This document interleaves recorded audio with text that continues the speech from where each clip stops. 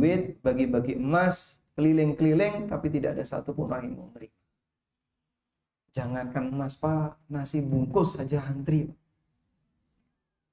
Sehingga negara sedang bingung gimana melayani makan gratis.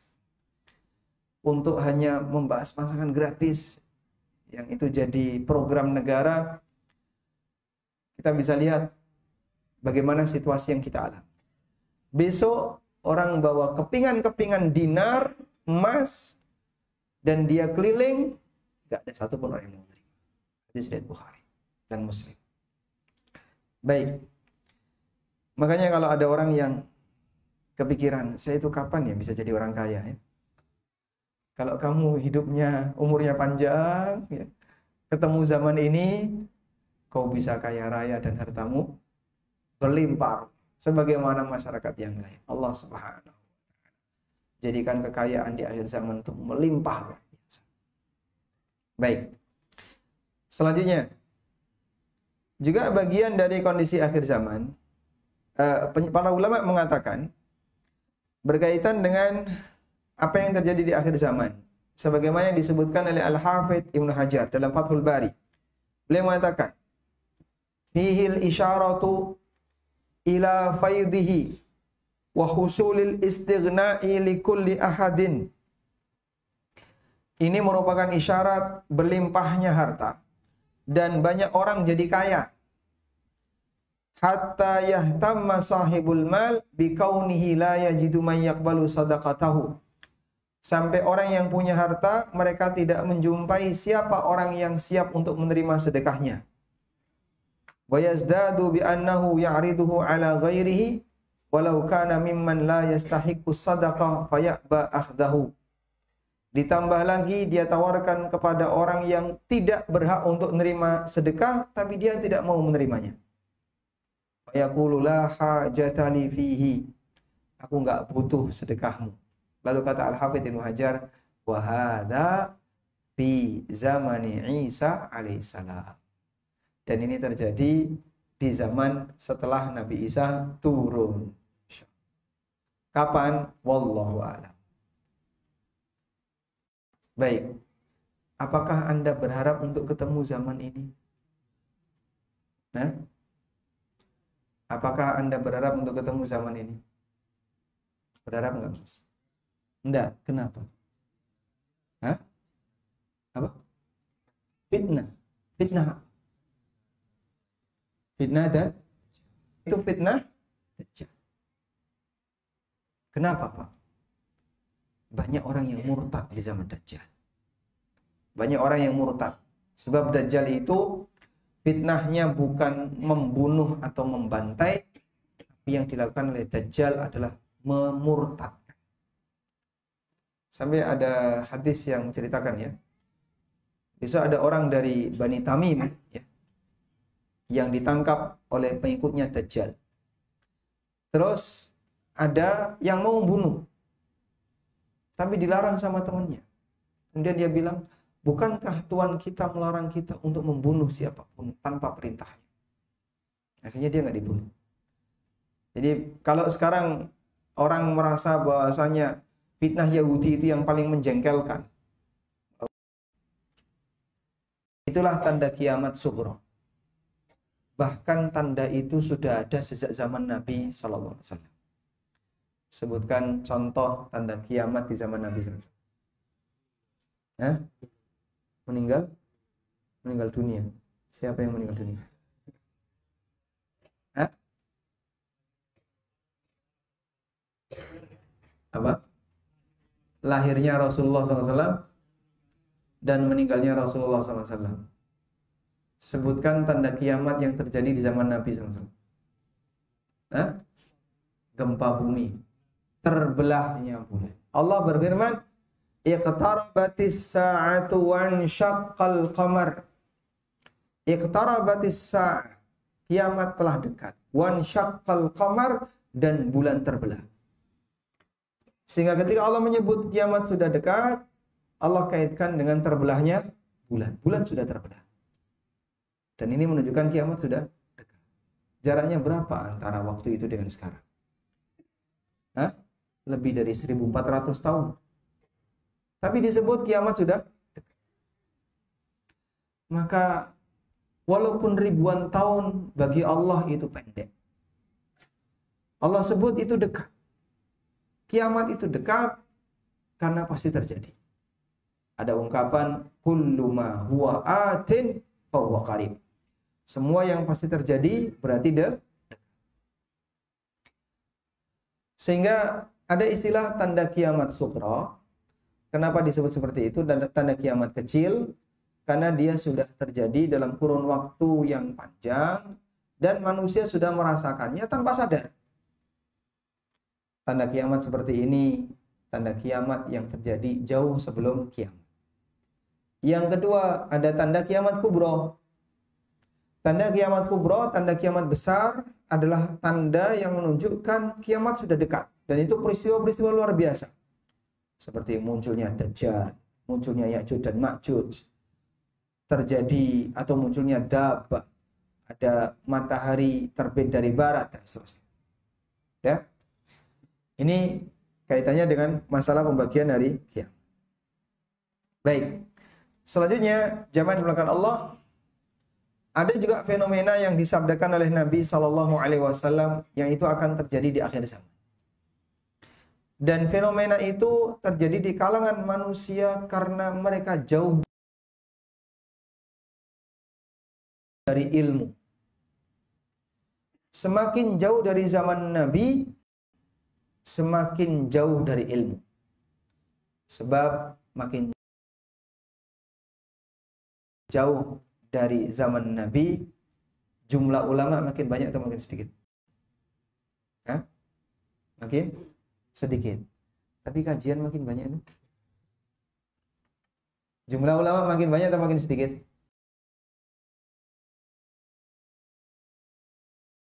Makin sedikit. Yang banyak apa, Pak? Orang yang pintar bicara. Tapi ulamanya sedikit.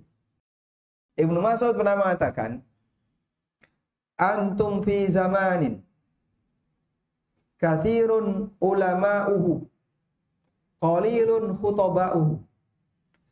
Kalian sekarang ada di satu zaman. Ulamanya banyak, khatibnya sedikit. Khatib yang dimaksud orang yang pintar ngomong.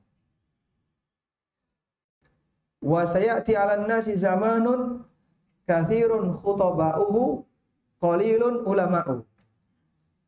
Dan nanti akan ada zaman yang pintar ngomong banyak, ulamanya sedikit. Sehingga mungkin pengajian banyak, tapi isinya banyak yang tidak ada ilmunya. Ya boleh kita sebut mungkin majelisnya kurang bernuansa ilmiah. Itu yang pernah disampaikan oleh Ibnu Mas'ud. Karena semakin jauh dari zaman kenabian, jumlah ulama makin sedikit. Ulama dengan standar masa silam, Masya Allah, hafal sekian ribu hadis, hafal Al-Quran, paham tentang tafsirnya, penjelasannya. Sekarang seperti itu manusia langka. Jarang kita jumpai. Ya meskipun kita masih menjumpai ada beberapa masyayikh yang ngajar di UIM atau yang ngajar di beberapa tempat. Beliau kalau ngajar bicara selama waktu sekian jam tanpa sedikit pun lihat buku, mengandalkan hafalan Quran, hadis, syair. Sehingga seperti di depannya itu ada baskom. Kalau beliau ngajar itu seperti tak kasih ini. Padahal tanpa lihat buku. Masih ada orang-orang seperti itu. Tapi langka yang kayak gini. Baik. Karena itulah Rasulullah SAW mengingatkan tentang sebuah fenomena yang ini kaitannya dengan masalah minimnya orang menuntut ilmu, minimnya orang belajar. Yaitu apa, Pak? Gak peduli aturan. Nabi SAW mengatakan, sayati 'alan nasi zamanun la yubalil mar'u ma akhadha min. Akan datang satu zaman di tengah umat manusia di mana orang tidak peduli dari mana dia mengambil. Aminal halal, aminal haram. Apakah dari yang halal atau dari yang haram? Gak peduli dalam mencari harta, gak peduli halal haram gimana maksudnya. Gak mau belajar. nggak gubris, nggak mau peduli dengan belajar. Baik, di pasar sebelah. Andai kan disurvei Pak ya, disurvei. Terus masing-masing pelaku pasar ditanya, Bapak ngerti nggak tentang rukun dan syarat jual beli? Kira-kira bisa jawab nggak? Hah? Berapa persen yang ngerti fikih muamalah di pasar? Nggak ada 1%. Bahkan mungkin nggak ada. Bahkan mungkin nggak ada. Karena mereka nggak pernah tersentuh dengan pendidikan seperti itu. Coba di sini yang pedagang, ada pedagang. Pengusaha. 1, 2, 3. Bapak pengusaha, saya boleh tanya Pak? Boleh? Sudah siap dengan jawabannya? Pertanyaannya, usaha Bapak apa? Jual baju. Alhamdulillah, bisa jawab ya. Baik. Pertanyaannya Pak, sebutkan satu rukun jual baju. Nggak kepikiran Mas. Yang saya pahami rukun sholat.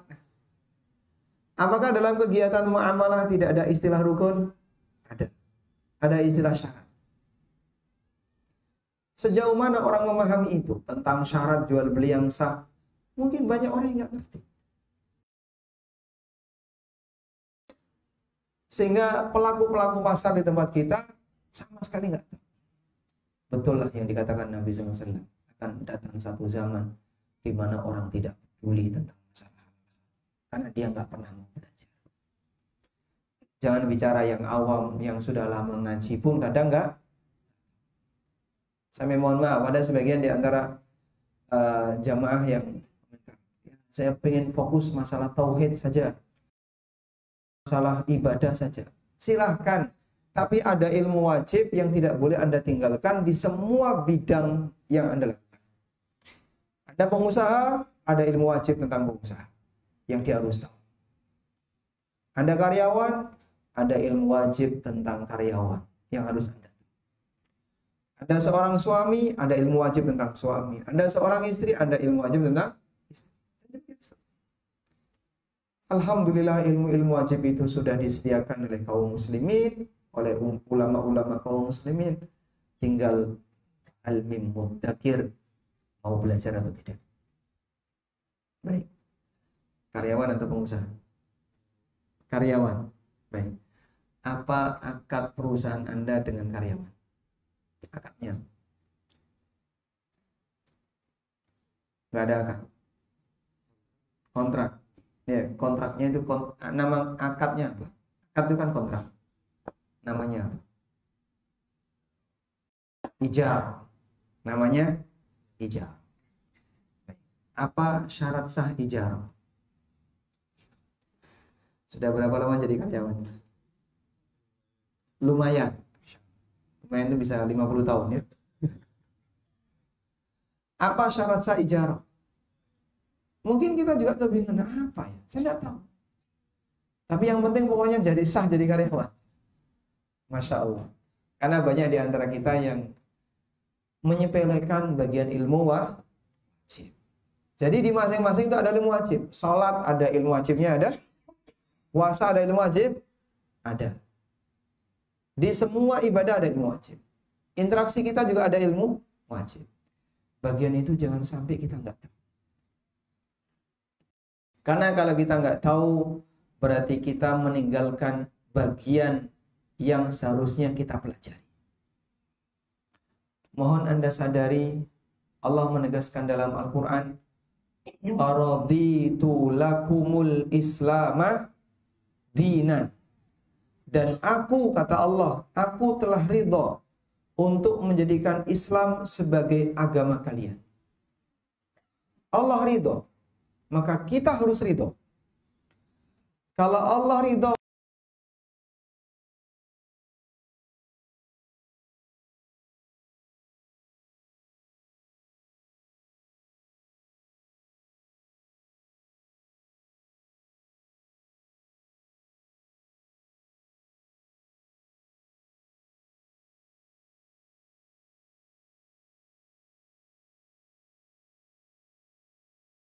tapi kita nggak ridho. Kamu ini hamba yang tidak sesuai dengan oleh Rabb. Allah menyatakan, aku telah ridho Islam sebagai agama. Maka berarti kita harus ridho dengan Islam sebagai agama kita. Baik, apa bukti ridho itu? Saya sudah buktikan Pak Ustaz. Apa buktinya? Setiap pagi dan sore saya mengucapkan raditu billahi bil islami dina wa bi Muhammadin sallallahu alaihi wasallam nabiyya. Apakah cukup diucapkan? Ada pembuktiannya. Apa buktinya kalau kita ridho Islam sebagai agama kita? Buktinya saya sudah mempelajarinya dan saya melaksanakan isinya. Itulah bukti. Maka ikrar kita, aku ridho Islam sebagai agamaku, bukti awalnya, tahap awal pembuktiannya adalah Anda peduli untuk mengenalnya. Anda mau untuk mempelajarinya. Tapi kalau nggak gubris, nggak pernah disentuh sama sekali, berarti dia belum maksimal merasa senang dengan agama Islam. Ridho itu apa sih? Ikhlas. Itu bahasa Indonesia. Ridho itu apa? Radhiyallahu anhum wa radu an. Allah meridhai mereka dan mereka ridho kepada Allah. Artinya mencintai. Setuju. Para sahabat diridhai oleh Allah. Sehingga Allah telah rela mencintai mereka, menerima apa yang mereka lakukan. Oleh karena itu, mari kita ridhai syariat ini sebagaimana Allah telah ridho untuk menjadikan syariat ini sebagai agama kita. Dan tahapan awal saat kita mengaku aku ridho Islam sebagai agamaku adalah kita mendekat untuk mempelajarinya sesuai dengan tingkatan kewajiban kita minimal untuk ilmu yang wajib. Baik. Ada juga yang memberikan makna bahwa manusia tidak peduli halal haram di akhir zaman. Orang tidak peduli halal haram di akhir zaman. Makna yang kedua adalah dia sudah tahu tapi tetap dilanggar. Orang tahu kalau yang namanya sogok itu haram. Praktek sogok banyak tak? Banyak. Dan dia tahu kalau sogok itu haram. Orang tahu yang namanya tips itu nggak boleh, tapi prakteknya banyak. Sehingga dia diberitahu ini nggak boleh. Hari gini masih bicara halal haram, nyari yang haram aja susah. Apalagi yang halal. Nyari yang haram aja susah, apalagi yang orang merasa dia repot kalau terlalu disiplin dalam masalah halal haram. Ada salah satu jamaah, saya nggak tahu, mungkin beliau dari Jakarta. Itu WA saya, Pak, Ustaz saya punya pengalaman. Kenapa? Saya beli buku Pak Ustadz, judulnya Halal Haram Bisnis Online. Terus difoto buku itu. Kemudian dia share di grup WA. Ada temennya yang komentar. Jadi muslim jangan repot. Apakah temannya yang komentar itu sudah khatam buku saya? Tapi kenapa dia komentar kayak gitu? Menurut dia, semakin kelas sudah selesai, bel berbunyi. Menurut dia bahwa kalau orang itu mendekat kepada syariat, hidupnya jadi repot. Gimana ini? Kita sholat dulu atau adzan saja? Sholat. Adzan. Adzan saja. Baik. Karena sudah masuk waktu Isya, kita akan dengarkan adzan Isya terlebih dahulu. Terus setelah itu lanjut sedikit insyaallah. Sallallahu ala nabiyina Muhammadin wa ala alihi wa sahbihi wasallam.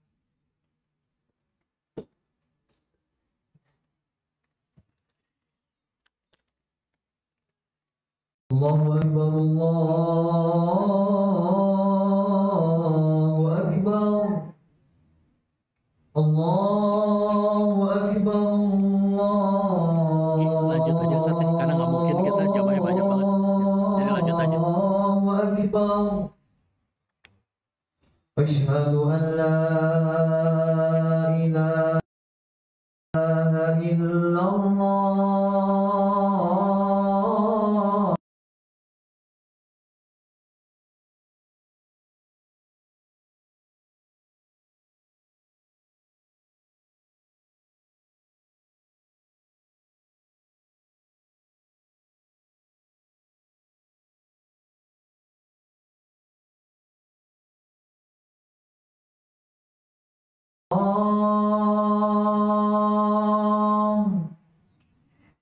أشهد أن لا إله إلا الله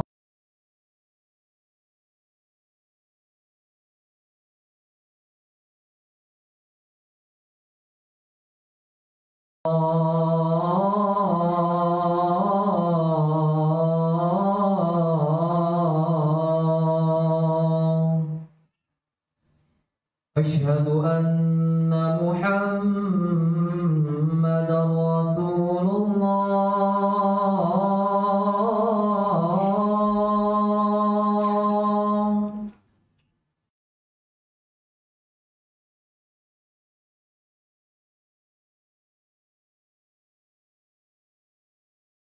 أشهد أن محمدا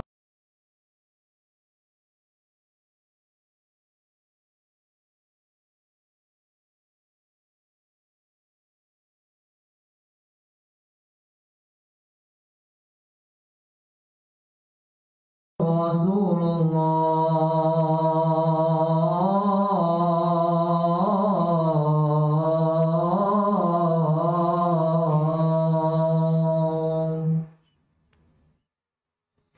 حي على الصلاة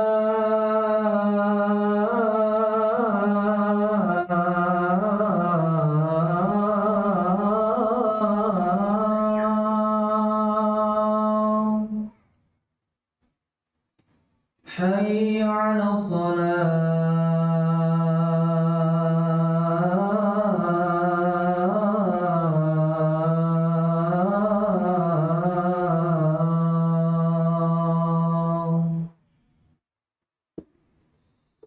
حي على الفلاح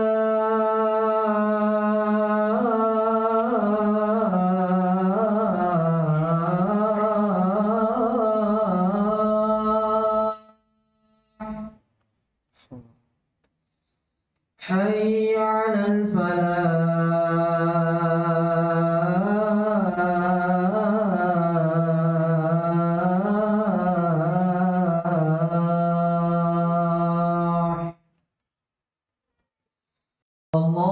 الله أكبر الله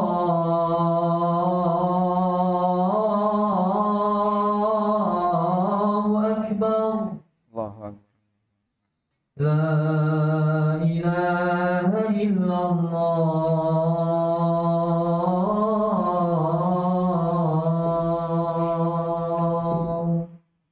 ilaha illallah. Allahumma shalli ala Muhammad.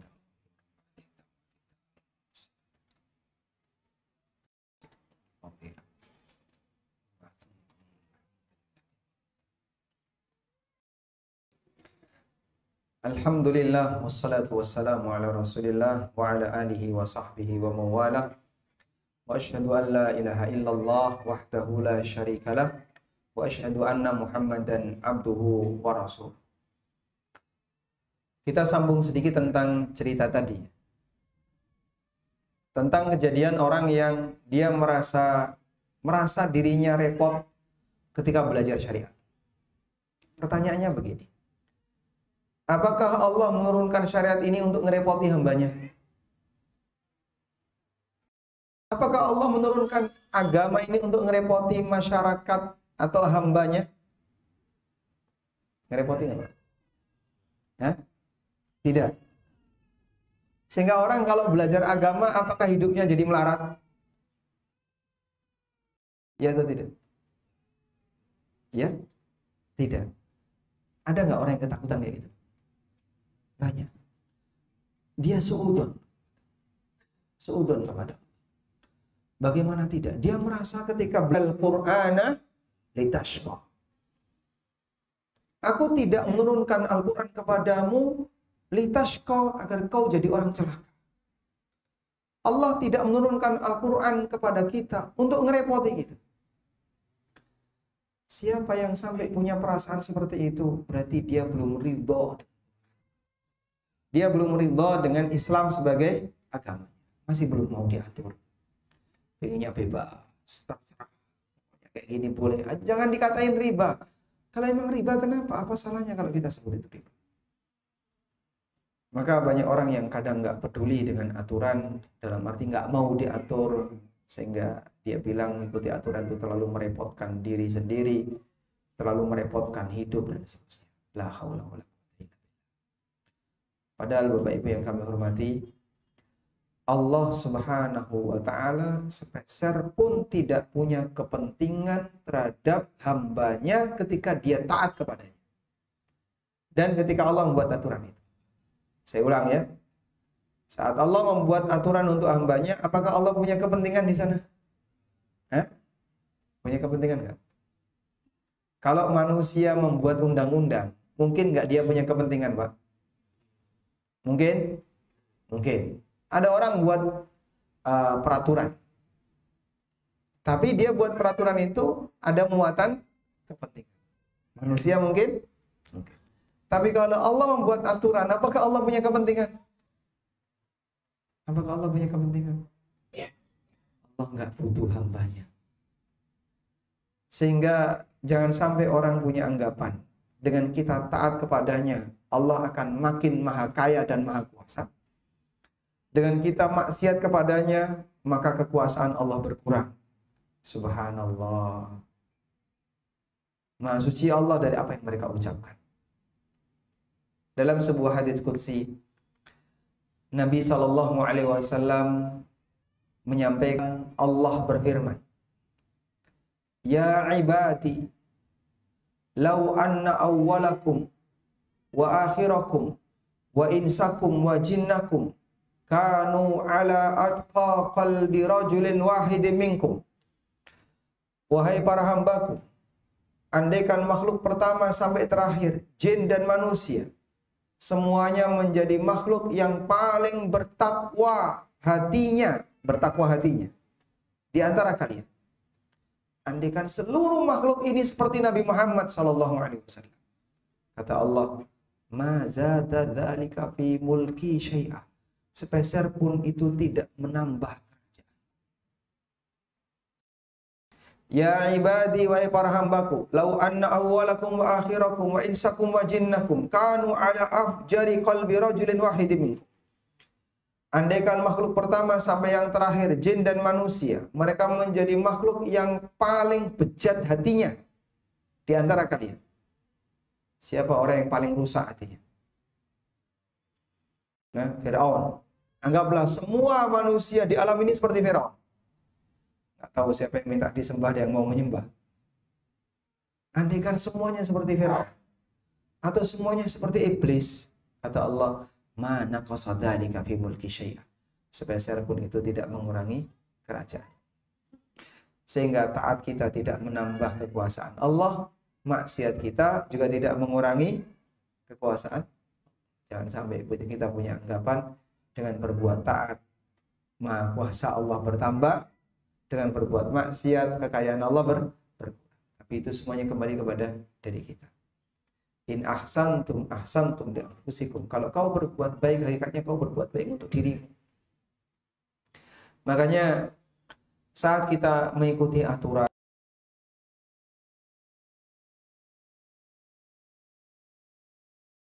dan semoga Allah Ta'ala jadikan kita sebagai hambanya yang selalu berada di atas ketaatan. Wassallallahu ala nabiyyina Muhammadin wa ala alihi wa sahbihi wasallam. Baik. Kita sampai jam berapa, Bapak?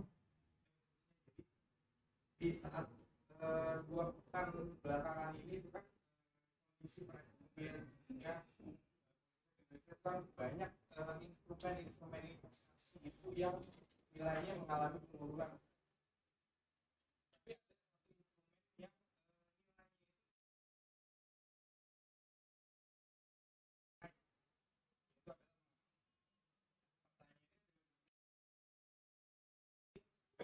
Dengan di saat ini dengan banyak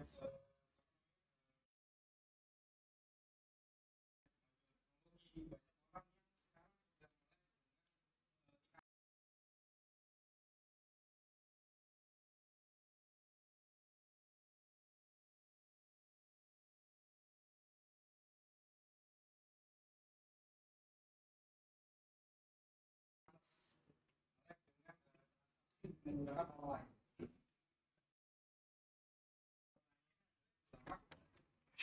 bagaimana untuk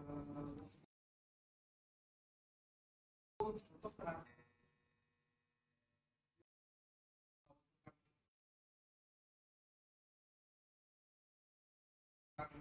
sependek pengetahuan saya kalau misalkan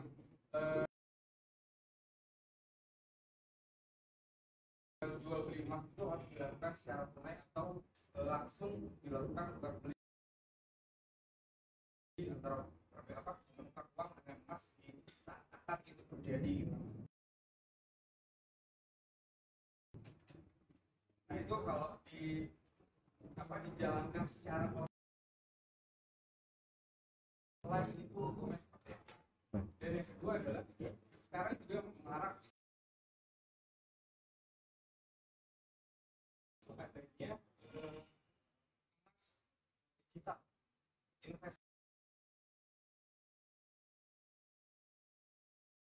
investasi emas dengan menggunakan platform digital. Itu ada beberapa platform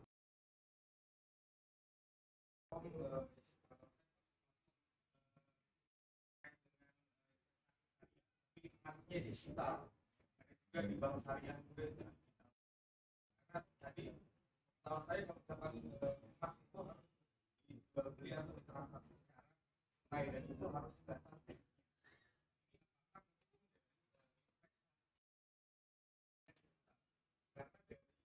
Karena dari MUI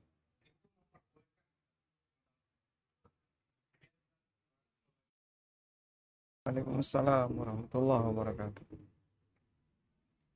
Baik, insya Allah jamaah mendengar ya. Saya tidak perlu ngulang tentang masalah tren investasi emas. Sebenarnya menurut Anda emas itu investasi atau bukan? Itu bukan, lebih tepatnya bukan instrumen investasi, itu untuk mengembangkan dana sehingga orang beralih dari rupiah kemudian dipakai untuk beli emas. Kalau jangka pendek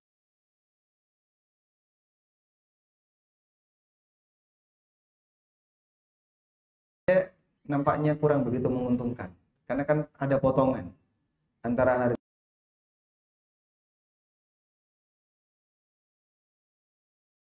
harga jual dengan harga beli, ada selisih. Sehingga kalau investasi emas untuk jangka pendek keuntungannya nggak sebegitu seberapa, bahkan bisa jadi berpeluang rugi. Tapi kalau mungkin jangka panjang ya sedikit ada selisih uangnya. Cuma masalahnya ini tidak mengembangkan, tapi cuma menjaga nilai saja. Biar harga dia tidak turun nilai. Karena itu kalau misalnya ada orang berpikiran, dulu saya beli emas 1 gram 1.500.000. Sekarang 1.900.000. Oh, berarti kan untung 400. Iya. Saat kamu jual, memang secara hitungan rupiah untung. Cuman setelah kamu jual, dipakai beli lagi ya sama saja. Kau tidak akan bisa mendapatkan emas yang lebih, karena harga emas sudah naik. Paham ya? Sehingga sebenarnya cuma jaga nilai mata uang saja, bukan penambahan nilai. Baik. Apapun itu, kita pindahkan ke tema tentang masalah transaksi emas yang syar'i. Nabi SAW sudah memberikan panduan. Adz-dzahabu, dalam hadis dari Umar bin Khattab radhiyallahu anhu, beliau pernah mengatakan, Rasulullah SAW bersabda, adz-dzahabu bil fiddati riban illaha wahab. Emas dengan perak itu riba kecuali hak wahab.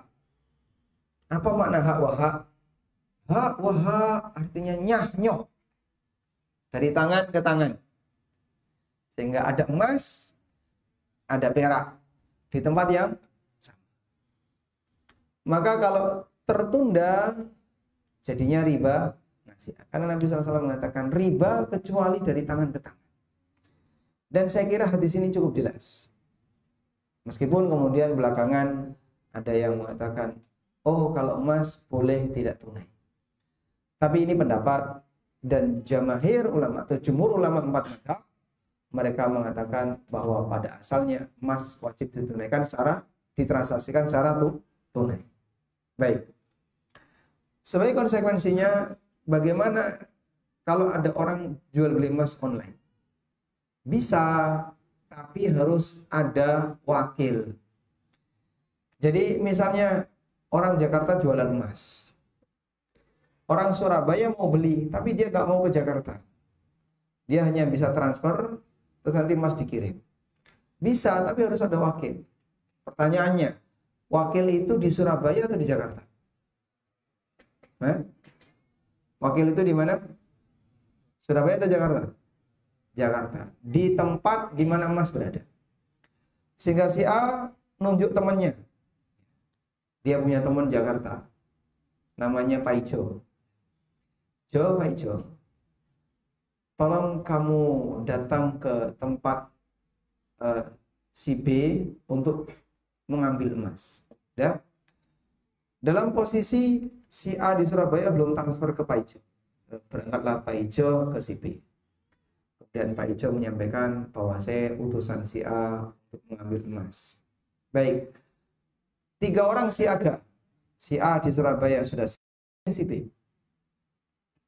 Nah, terus dia tunjukin bukti kepada si B. Ini buktinya, saya sudah transfer. Lalu si B menyerahkan emas ke Pak Ijo. Dia sebagai wakilnya A yang di Surabaya. Sudah, transaksi sudah selesai. Berarti tunai nggak ini? Tunai nggak? Sudah? Nah terus Pak Ijo tidak punya pengalaman untuk ngirim emas. Akhirnya Pak Ijo menitipkan ke menitipkan ke B. Wahai B, saya titip emas ini, tolong kirimkan ke si A yang ada di Surabaya. Boleh. Skema seperti ini, Bu. Sehingga kalau ada yang bilang transaksi emas ketinggalan zaman, nggak bisa pakai e-commerce, bisa dipahami ya. Kita langsung beralih ke pertanyaan berikutnya. Yang ketiga tadi apa? Saya nggak lupa. Emas digital. Nah, emas digital itu fisiknya nggak ada berarti.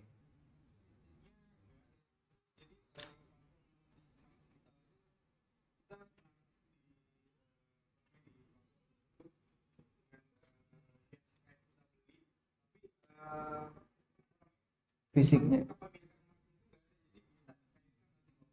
Nah, saat dicairkan jadi uang.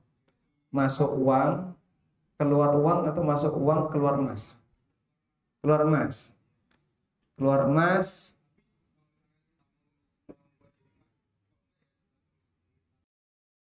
Baik.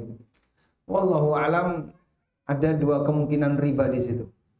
Antara riba fadl atau riba nasi'ah. Riba fadlnya kayak gini. Misalnya si A ikut platform digital ini. Saat dia ikut platform digital ini, itu kan uangnya dikurskan emas ya.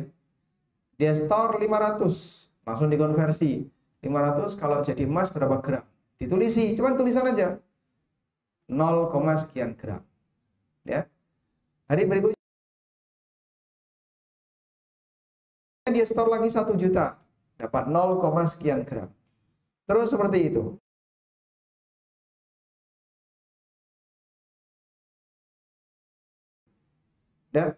Dan bisa beda-beda tergantung kurs emas saat store. Baik. Total yang distorkan oleh si A anggaplah 5 juta.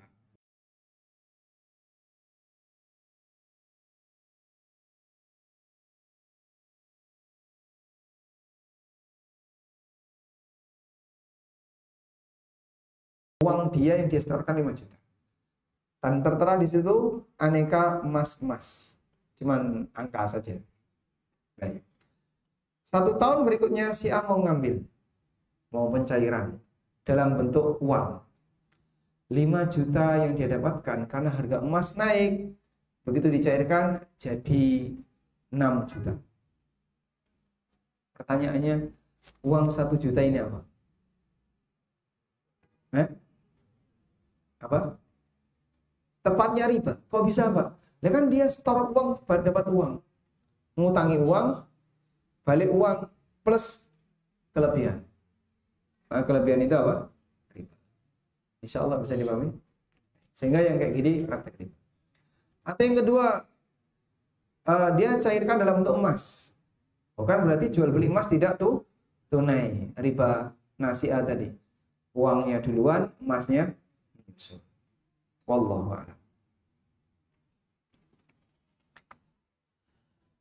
Saya terkena was-was akidah. Namun saya mau dan takut jika saya didengar oleh jamaah. Nah, saya takut, saya ketakutan, takut Allah mengeluarkan saya dari agama Allah.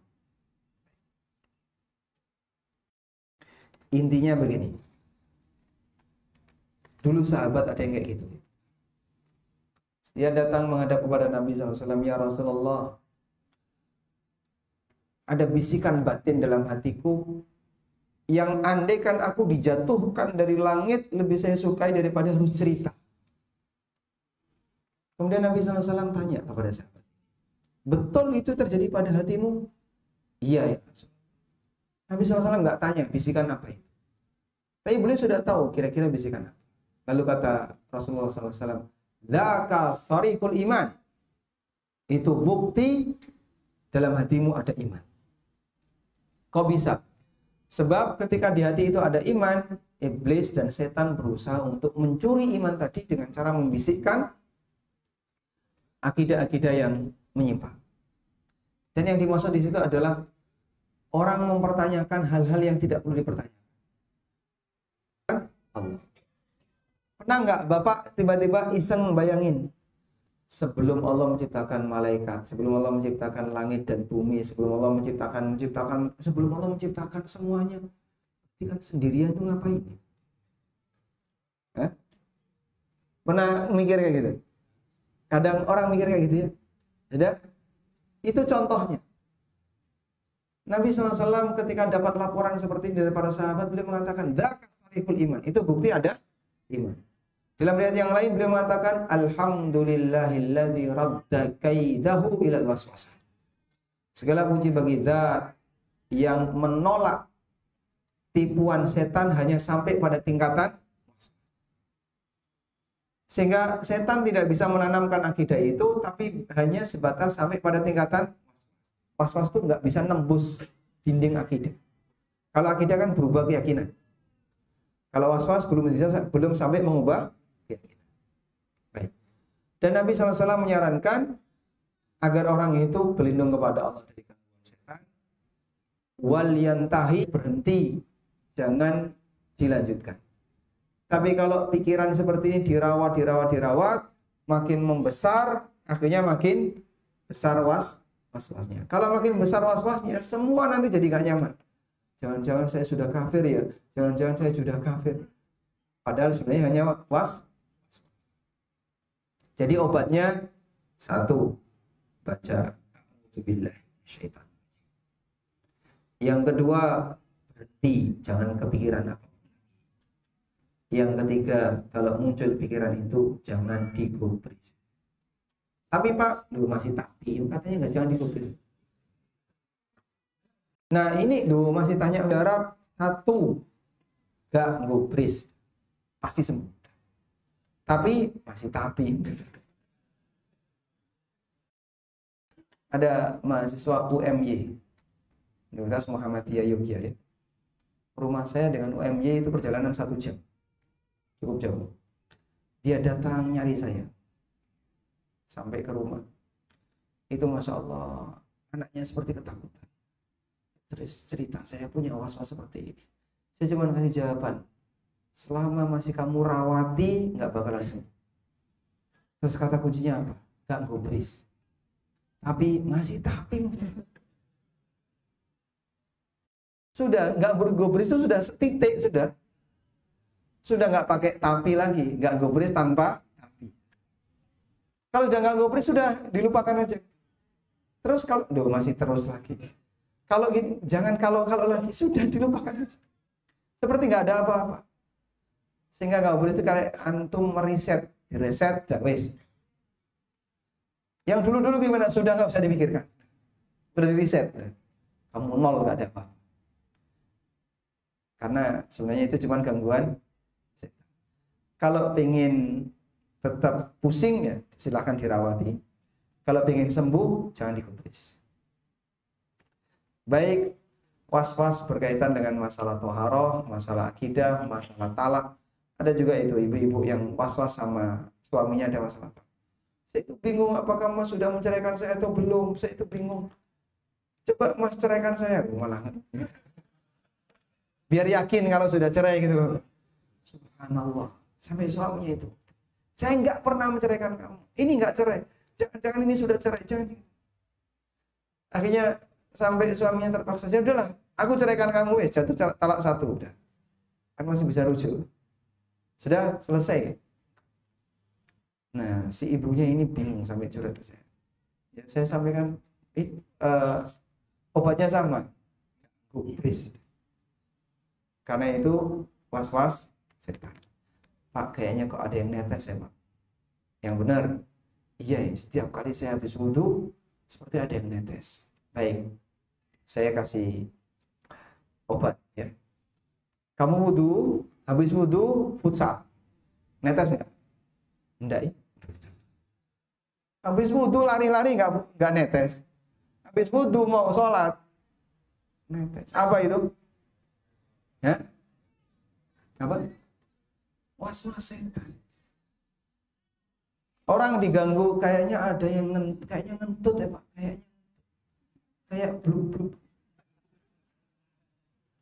Baik, coba Anda wudhu terus jogging. Nggak ada perasaan kayak gitu. Dicoba wudhu futsal, kayaknya kok netes. Itu setelah kamu mendengarkan saran saya. Jadi setan tahu, disarankan suruh futsal, maka dibuat seperti netes ketika, paham ya? Peluang-peluang itu diambil sama setan. Maksudnya gimana? Sampai di rumah dan penjual langsung nagih-nagih terus pembayarannya. Saya sempat mengatakan bahwa saya tidak mau karena sudah dibatalkan oleh sistem. Penjual minta tolong telepon, WA, merengek untuk dibayarkan, katanya buat nafkah mereka. Saya minta maaf kalau ada yang salah. Apa hukumnya jual beli di luar kesepakatan begini? Dan jika saya tetap membayar karena kasihan dengan harga sesuai aplikasi, apakah pembelian langsung ke penjual yang seharusnya harus lebih murah? Baik. Tayyib, intinya begini ya. Apabila Anda sudah mendapatkan hak, maka Anda harus menunaikan kewajiban. Itu intinya. Alhamdulillah yang dapat hak ini masih peduli dengan yang namanya halal haram. Coba kalau orang nggak peduli, alhamdulillah dapat barang saya belum bayar, udah. Dia nggak bakalan tanya. Masih tanya berarti masih peduli aturan. Karena barang itu sudah Anda dapatkan, saya sarankan bayar. Kalau tidak, ya Anda kembalikan barang itu. Sehingga kalau Anda nggak mau bayar, Anda kembalikan. Walaupun tadi Anda bercerita tentang sedikit error di sistem, tentang pembatalan dan seterusnya, sehingga Anda tidak perlu menggunakan acuan itu, tapi lebih kepada apakah Anda sudah dapat hak atau belum. Kalau sudah, silakan Anda tunaikan kewajiban Anda. Wallahu a'lam.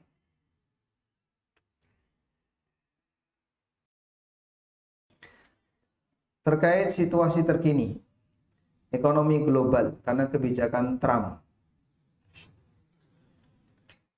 yang cukup berpengaruh harga tertentu termasuk bahan-bahan baku dari usaha dagang kami. Bolehkah kita membeli bahan baku tertentu lebih awal untuk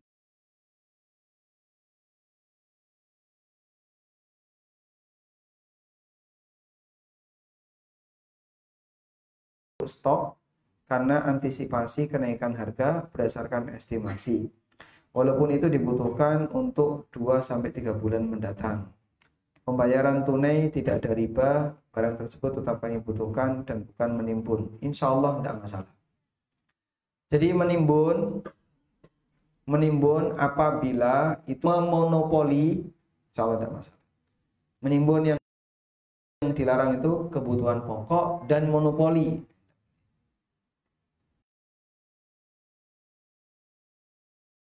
Gitu ya. Sehingga kita semuanya punya beras di rumah untuk jatah makan 1 bulan. Isi kulkas juga penuh terus untuk sekian bulan. Menimbun nggak itu? Hah? Menimbun nggak? Menimbun tapi bukan untuk monopoli, untuk kepentingan nyimpen insya Allah. Lalu bagaimana hukumnya orang yang rame-rame sampai antri untuk spekulasi jual beli dolar atau emas batangan yang sedang viral belakangan ini? Baik, rezeki kita tidak dipengaruhi oleh itu. Rezeki kita tidak dipengaruhi oleh suasana ekonomi yang seperti ini. Sehingga baik orang itu memanfaatkan peluang lalu investasi dolar atau investasi emas dan seterusnya, itu tidak akan menambah rezeki dia. Atau ada orang yang santai saja, udah pasrah apa adanya, pokoknya mengalir saja, butuh beli, nggak butuh ya nggak perlu beli, gitu. Itu pun tidak akan mengurangi jatah rezeki. Sehingga saya kira kita tidak perlu FOMO ya, merasa rugi kalau ketinggalan tren, sebab ya itu semuanya hanya naik turun. Meskipun kita tahu bahwa setiap orang tetap harus bekerja dalam rangka untuk mencukupi kebutuhannya. Apa hukumnya kerja di perusahaan, kegiatannya mengurus izin usaha, di mana dalam proses kegiatannya melibatkan salam tempel. Saya sudah sering didorong untuk melakukan hal yang sama, salam tempel. Kalau Anda sebagai biro perizinan, insya Allah tidak masalah. Tapi ikuti SOP yang ada. Bantu sesuai dengan prosedur.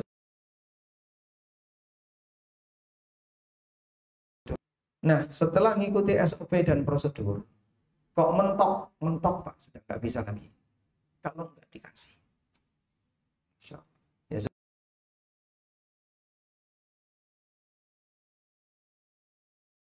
sudah, baru di titik itu nyogok sepihak. Nyogok yang dosa cuma satu. Karena nyogok untuk menuntut hak, hukumnya boleh. Yang dosa yang minta di, sementara yang nyogok insya Allah tidak berdosa. Sehingga jangan belum apa-apa sudah nyogok. Kadang sengaja melanggar SOP, udahlah nggak apa, yang penting nyogok. Ya jangan kayak gitu. Mohon maaf, misalnya percepatan haji kalau sampai nyogok, jangan berharap bicara masalah mabrur dan tidak mabrur. Bisa jadi haji dengan membawa dosa. Karena dia mengambil hak orang lain dengan cara nyogok. Yang seharusnya kuota itu jatah bawahnya naik, tapi diisi oleh orang baru dengan cara bayar. Wallahu a'lam. Demikian yang bisa kita sampaikan.